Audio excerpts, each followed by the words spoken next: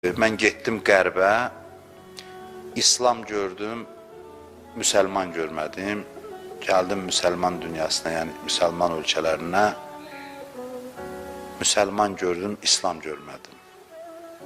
Mən keçmişdə də demişəm, bugün də bu söz deyirəm. Kimin deməyindən asılı olmayaraq səhv sözdür bu söz.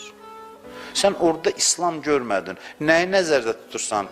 Məsələn, İslamın dediyi nizam, intizam, səliqə, səhman qərbdə var. Yaxşı, axı burada dayanmada səbəb nədir? Həmin o nizam, intizam, səliqə, səhman qərbdə var. Bunun kökü paradigması da müasir dildə desək nədir? Mənfəətdir. Mənfəət. Din deyir, nizamlı ol. Amma din üçün proses önəmlidir. Nə üçün nizamlı oldun? Qərb gəlib nizamlı olub, amma nə üçünü dindən daban-dabana ziddir.